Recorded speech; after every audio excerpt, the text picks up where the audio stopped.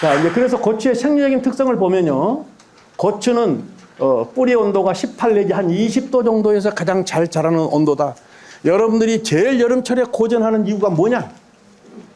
땅의 온도가 25도를 넘게 되면 전부 벽곱성과 석회결핍가가 오게 되어 있다. 왜? 땅의 온도가 25도를 넘게 되면 근모, 뿌리털로 붙어서 물을 흡수할 수 없게 된다. 물을 흡수할 수 없게 되면 땅 속에 있는 석회가 물의 등에 업고서 식물체로 이동을 하게 되는 건데 석회 흡수가 안 되기 때문에 뭐 아무리 다른 백약을 써도 석회 결핍은 필연적으로 오고 만다. 그래서 6월 달에 폭염이 오게 되면 한번 보세요. 6월 달에 폭염이 오게 되면 가장 먼저 달렸던 아까운 고추가 풋고추 때 끝부분이 뭐야? 시커멓게 썩어서 한 개도 상품가치 없게 돼버려. 첫 번째, 두 번째, 세 번째 고추가 제일 좋은데 그때 제일 많이 와. 옛날에 6월 달에 시원할 때는 안 그랬어. 근데 일찍 폭염이 오기 때문에 그런 문제가 발생할 수 있다는 겁니다. 그래서 땅의 온도가 높아지지 않도록 뒤에 나오니까 대책을 또 말씀을 드릴게요. 그 다음에 고추가 까다로운 작물이라고 그랬는데 왜 까다롭다고 하느냐? 저놈이 열대지방이 원산지기 때문에 생육 조건이 높다고 했는데 꽃은 안 그래. 제일 중요한 게 꽃인데 꽃은 봐봐. 개암이 결실 조건이 16 내지 21도야. 16 내지 21도면 어떡해? 서늘서늘해. 약간 춥다고 느낄 정도의 온도가 16 내지 21도에 맞죠? 맞죠? 여러분들이 몸에 따뜻하다고 느끼면 40도야. 여러분들 체온이 36도거든. 16 내지 21도면 저거는 약간 추워. 그 다음에 화분간, 저 암술머리에 화분간 신장 저거는 20 내지 25도밖에 안 돼. 거기다가 30도가 넘게 되면 순놈이 아주 빈약해져. 꽃가루가 약해져. 요즘에는 신세대들이 남자가 약해져. 똑같아. 남자가 약해. 비실비실해. 야간의 온도가 너무 떨어지면 또 단위 결과. 살아도 못 살아야 돼. 1cm짜리 과일이 나와. 종자도 안 생기고. 그 다음에 착과일도 떨어져. 그래서 그걸 보고 할머니들은 개구리 핑계를 대. 개구리가 우리 고춧꽃 다 따먹었다고. 따먹을 게 없어서 고춧꽃. 개구리가 벌레 잡아먹는 게 개구리인데 개구리가 왜 풀을 먹습니까? 그게 아니야. 고추는 저렇게 개화 및 결실 특성이 특이하다. 낮은 온도를 좋아하는데 또 너무 낮으면 또 씨가 안 생긴다. 그래서 자, 그럼 어떻게 할까? 저걸 내비두고 볼 수도 없고 어떻게 하는 게 좋을까? 저거를 노지 조건에서 하우스 조건에서 다 맞춰주기는 힘드는데 이제 뒤에 대책이 나와. 좀 이따 보면. 그 다음에 이제 햇빛도 보니까 햇빛도 생육 조건이 28도 내외인데 광포화점은 3만 룩스밖에 안 돼. 도마도는 25에 26도인데 반해서 광포화점은 7만 룩스야. 우리 여름철에 햇빛이 얼마예요? 14만 룩스예요. 그러니까 고추는 5배나 높아. 햇빛이 많다고 좋으냐? 많으면 스트레스 받아. 햇빛이 많이 쬐면 어떻게 돼? 자동으로 온도가 올라가. 온도가 올라가면 어떻게 돼? 꽃이 떨어져. 자, 여러분들 일단 여기까지 하고 오늘 지금 날씨가 추워져. 오늘 밤에 많이 추워집니다. 일주일 동안 계속 춥습니다. 해야 될 게 딱 2가지가 있어. 이건 팁이요. 첫 번째는 뭐예요? 집에 가셔서 하우스가 있다면 하우스 문 다 열어. 바람도 없으니까 요즘 같은 때는. 진안에서 하우스 문 열어버리면 하우스 안에 온도가 측창 열고 하우스 문 열어버리면 바깥 온도가 영하 15도 떨어지면 10도는 떨어질 거예요. 10도 정도. 영하 10도 되면 노린재, 응애, 총체벌레, 온실가루이, 담배가루이 전부 서거하셔. 그 안에 지금 들어있는 것들 얼어서 죽어버려. 90%는 골로 가. 문 닫아놓으시면 아무리 온도가 영하 15도로 떨어져 봐야 낮 되면 금방 20도로 올라가. 지금 아마 25도 정도 될 거 이렇게 따뜻한. 그렇잖아. 비닐과 다 차단해 주니까. 자, 첫 번째 문을 열어라. 충을 90% 잡을 수 있다. 두 번째 뭐야? 충전하는 제품들. 영하로 날씨가 자꾸 떨어지면 충전하는 제품들 비싼 게 사놓은 거 있죠? 전자톱. 예? 그 다음에 전자 드라이버, 그 다음에 뭐 농기계들 등등등, 뭐 살포기 등등등, 충전용 살포기, 충전하는 살포기들, 이런 것들 온도 떨어지면 전부 다 방전돼 버려요. 방전되면 비싼 돈 나갑니다. 거의 100만 원씩 나갑니다. 한 번씩 코드에 꼽아서 한두 시간씩 충전을 꼭 시켜달라. 그 두 가지만 말씀드리고, 그 다음에 고추는 뿌리가 80%가 30cm에 분포하는 대표적인 천근성 식물이에요. 토마토가 정반대입니다. 토마토는 1m 이상 깊이 뻗어.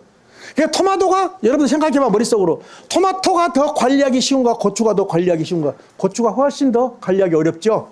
고추는 건조에도 약하고 습해도 약해. 하루만 물에 적셔놓으면 그냥 골로 가 끝나버려요, 농사가. 하루만 24시간만 담궈놓으면. 그리고 고추는 아무리 힘들어도 곁뿌리가 안 나와. 곁뿌리가 아주 쓸데없는 지조가 강해. 물속에 담겨놓으면 토마토는 살겠다고 바로 기근이 나와. 자기 살겠다고. 근데 고추는 택도 없어. 안 돼. 그러니까 고추가 힘들죠. 가꾸기가. 힘들어.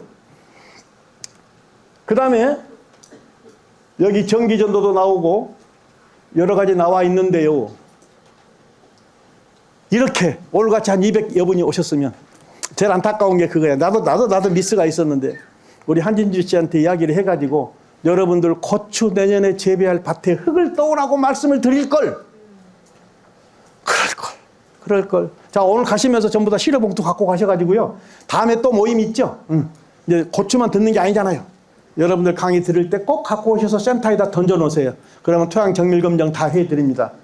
그렇게 해서 토양의 족보를 알고, 첫 번째 아셔야 될 게 이씨야, 이씨. 이씨라는 게 뭐냐? 전기 전도도다. 토양 전체 성분을 일일이 다 분석하려면 100만 원이 넘게 들기 때문에 당신의 토양에 지금 무기염류가 대략 어느 정도 와 있느냐, 그 들어있는 게, 토양 속에 들어있는 게 지금 그게 설탕인지 미온인지 소금인지 어떤 라면 스프인지는 모르겠다마는 뭔가가 많이 들어있을 경우 이씨는 높아지게 되어 있어요. 그게 이씨야. 이씨가 높으면 어떻게 되느냐? 작물이 가장 적합한 이씨는 1 내외예요. 1에서 2 정도. 그게 3을 오버하게 되면 모든 식물의 생육과 수량이 떨어지게 돼 있어. 그래서 쓸데없이 비료 많이 줘가지고, 밑거름 많이 줘가지고, 땅이 너무 진해지면, 짜지면, 아무리 노력해도 농사가 제대로 안 되는 거예요. 그것 보고 염류 집적이라고 그렇죠. 그걸 알 수 있는 것은 센터에 맡기는 방법밖에 없어. 두 번째 중요한 게 pH요. pH라는 게 뭐냐? 산도예요, 산도. 산도라는 게 뭐냐? pH 7을 넘게 되면 우리가 13가지 필수원소를 비료로 주게 되시는데, 여러분들이 비싼 돈 들여가지고 평당 15,000원 들여서 밭에다가 별의별 거 다 집어넣죠. 저도 지금 별의별 거 많이 샀습니다. 무슨 붕사에다가 돼지 피에다가 광어 뼈다구에다가 참치 뼈다구에다가 닭똥에다가 무슨 깻묵에다가 밀기울에다가 다 섞어가지고 집어넣죠. 그런 것들이 한 평당 15,000원 들어가. 그런데 석회를 자주 매년 주고 너무 많이 주었더니 pH가 7을 오버했어. 7을 오버한지도 본인은 몰라. 그래 놓고 보니까 미량요소 몇 가지, 7가지, 한 7가지 정도, 13가지 비료를 줬는데 그 중에서 7가지 비료가 흡수가 안 되는 거예요. 석회 하나 때문에. 그런데 우리는 그거 모르고 있어. 센터에 맡기면 금방 나와, 답이. 그 다음에 그렇다면 과부족한 다량 원소가 5가지, 질소, 인산, 가리, 석회, 마그네슘이 과연 뭐가 많고 뭐가 부족하냐? 그렇다면 비료 줄 때 석회를 주지 마라 그러면 석회 안 주면 되고, 질소 비료 줄이세요 그러면 질소 비료 줄이면 되는 거지. 그게 뭐예요? 족보 아닙니까? 족보. 근데 족보도 모르고 내가 제일 고추 농사 잘 찐다, 내가 제일 박사다.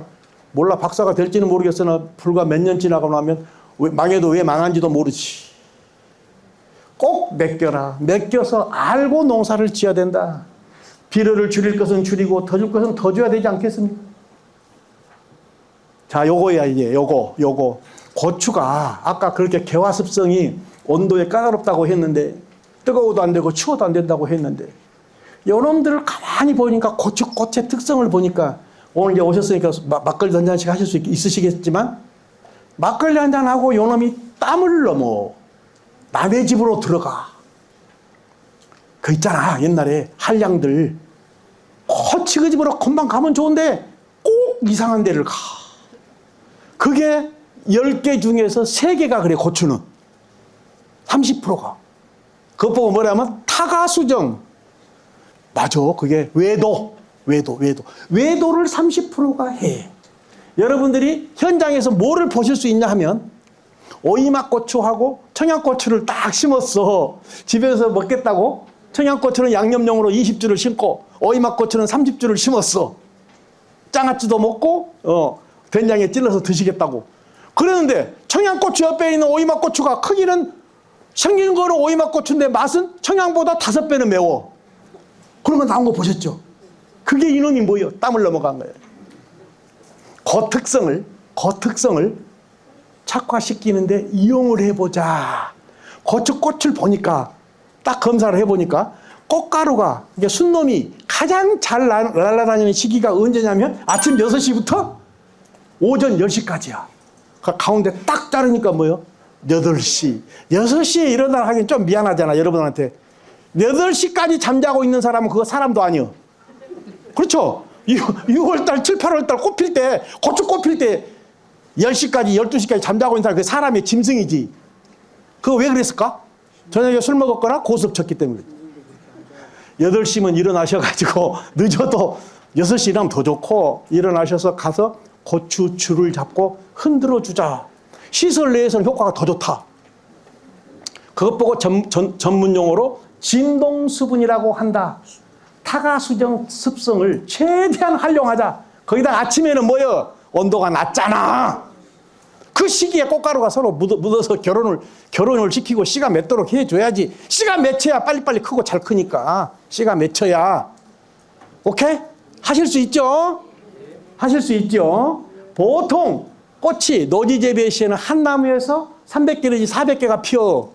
그놈이 다 달렸으면 얼마나 좋겠는가마는 20%밖에 안 달려. 60개에서 80개밖에. 하우스 고추는 꽃이 600개에서 1200개가 달려. 근데 50%밖에 안 달려. 다 떨어져 버리고.